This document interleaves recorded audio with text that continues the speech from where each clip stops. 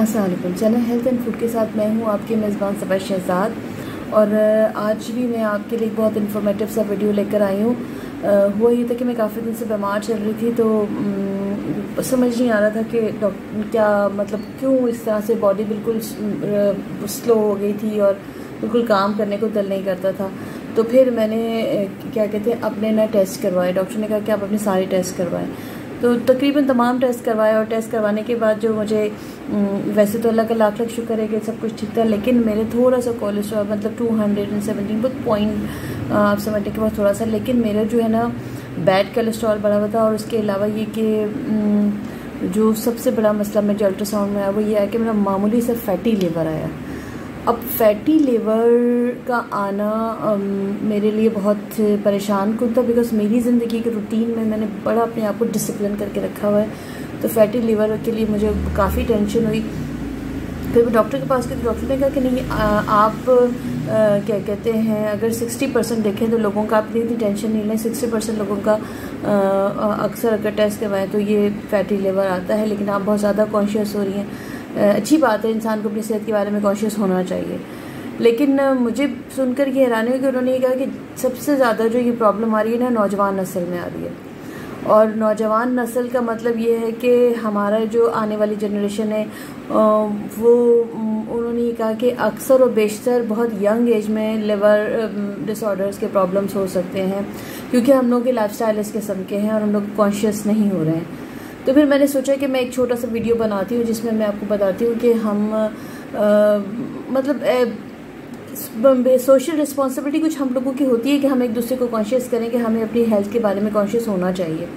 यहाँ पर मैं ये आपको बताऊंगी कि लिवर जो है हमारे जिस्म का एक बहुत वाइटल ऑर्गन है और ये हमारी बॉडी के टॉक्सिन्स को बाहर निकालता है और हमारी बॉडी के मैक्सिमम फंक्शंस को कंट्रोल करता है। इस लिवर के ख़राब होने के बाद हम लोग हमारा कहते हैं ट्रांसप्लांट हो जाता है, लेकिन जीना एक तरह से नामुमकिन सा हो जाता है, इंसान ख़त्म। और ये इतनी साइलेंट बीमारी है कि जिस वक्त की बिल्कुल लास्ट स्टेज पर होती है उस वक्त सामने आती है।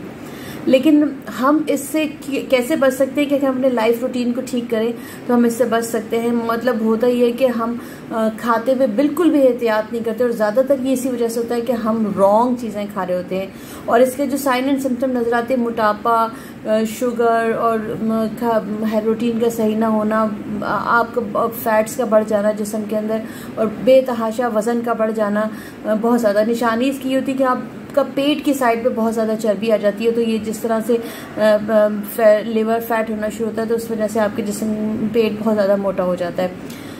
हमारे खाने पीने के रूटीन में कुछ चीज़ें ऐसी हैं जो हम लोग लाजमी शामिल करते हैं, जिसमें फ़ास्ट फूड है, जिसमें मीठा बहुत ज़्यादा है, शुगर बहुत ज़्यादा है, सफ़ेद चीनी, मैदा, नमक, इन चीज़ों का इस्तेमाल बहुत ज़्यादा है। तो ये जो चीज़ें होती हैं इनको जब हम लेते हैं तो इनको बर्न करने के लिए हमें उतनी एक्टिविटीज़ करनी पड़ती हैं, लेकिन हम नहीं करते हैं। एक्सरसाइज हम में से बहुत कम लोग रेगुलर रूटीन में करते हैं, वॉक बहुत कम रेगुलर रूटीन में करते हैं, और यही चीज़ें जिगर पे चर्बी का बायस बनती हैं। और जिगर पे चर्बी का होना सबसे पहले पता आपको इस तरह चलता है कि आपका डाइजेशन सिस्टम ख़राब हो जाता है, चीज़ें हज़म नहीं होती, आपकी तबीयत बहुत भारीपन सा रहता है। ये वो चीज़ें होती हैं जो इंडिकेशंस होती हैं कि आपने अपने रूटीन को चेंज करना है, वज़न बेतहाशा बढ़ रहा होता है। जिगर पे चर्बी होना ये बेसिकली एक इंडिकेशन होती है कि आपकी लाइफ हेल्दी नहीं है।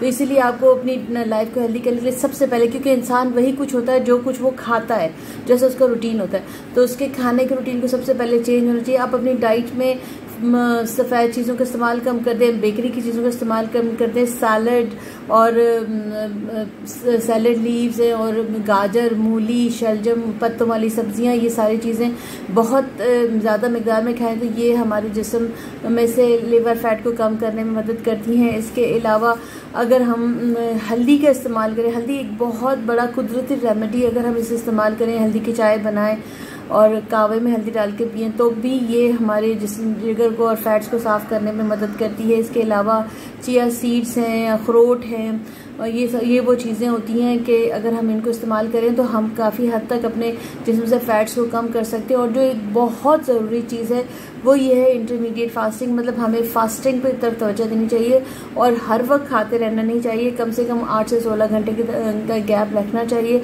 और इसको आहिस्ता आहिस्ता बढ़ाना चाहिए। इंटरमीडिएट फास्टिंग से होगा ये कि हमारे जिस्म में जो फ़ैट्स हैं उनको डिज़ोल्व होने का टाइम मिलेगा और वो फिर आहिस्ता आहिस्ता करके जो हमारा जिगर है वो रिवर्स हो जाता है। मतलब अगर इनिशियल स्टेज होती है और फैटी लिवर है तो ये रिवर्सिबल है, लेकिन लास्ट स्टेज होती है तो फिर बहुत मुश्किल हो जाता है। हमें अगर हम सैलड, प्याज, लहसुन, गाजर, मूली का सलाद डेली अपने रूटीन में खाते हैं तो इससे भी हम बहुत हद तक हमारे जिस्म से टॉक्सिन माते बाहर निकल सकते हैं। मतलब सैलड इस तरह की होनी चाहिए, एक सैलड वो नहीं कि जो हम एक रशियन सैलड खाते इस तरह की नहीं। तो ये जो सैलड है या डाइट रूटीन है या ये कि फास्ट फूड का कम खाना है या एक्सरसाइज का करना है, वॉक का करना है, ये सारी चीज़ें हमारी लाइफ रूटीन को चेंज करेंगी तो हम अब बहुत हद तक अपने जिगर की बहुत सारी बीमारियों से बच सकते हैं। वैसे तो हर चीज़ का इलाज डॉक्टर्स करते हैं, लेकिन अगर हम प्रिकॉशंस कर लें तो हम बहुत हद तक किसी बीमारी के आने से पहले उससे दूर भाग सकते हैं। स्पेशली यंग जनरेशन से मेरी रिक्वेस्ट है कि कम से कम फास्ट फूड खाया करें, दिन में एक दफ़ा ज़रूर 1 घंटे की वॉक किया करें, एक्सरसाइज किया करें। और सैलड का मतलब सैलड होती है जिसमें सिर्फ और सिर्फ आप ऑयल फ्री सैलड खा सकते हैं और तली हुई चीज़ों को कम से कम खाएं। तली हुई चीज़ों का बहुत ट्रेंड हो गया, फ्रेंच फ्राइज बहुत ज़्यादा खाए जाते हैं, तली हुई चीज़ों को कम खाया करिए तो ये चीज़ें जो है हमारे जिगर को बहुत ज़्यादा डैमेज करती हैं। इसके अलावा जो हमारा बेसिकली जंक फूड है वो भी कम से कम इस्तेमाल किया करें तो उससे भी हम फैटी लिवर से बच सकते हैं। और अगर यंग जनरेशन को फैटी लिवर है तो ये अलार्मिंग स्टेज है कि मतलब डॉक्टर्स का ख्याल है कि 60% यंग जनरेशन को ये प्रॉब्लम हो रही है और आहिस्ता आहिस्ता। और वो बिल्कुल भी, और दूसरी ये कि हमें अपने टेस्ट करवाते रहना चाहिए।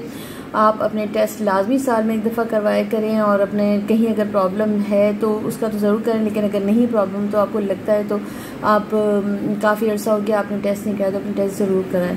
और बहुत शुक्रिया मेरे व्लॉग्स को देखने का, और ये भी एक इन्फॉर्मेटिव व्लॉग है, इसको बहुत शुक्रिया मेरे चैनल को लाइक करने का। और काफ़ी गैप के बाद इसीलिए आई कि मैं काफ़ी बीमार हो गई थी और अब अल्लाह का शुक्र है कि ठीक हूँ और डू सब्सक्राइब माई चैनल। अल्लाह हाफिज़।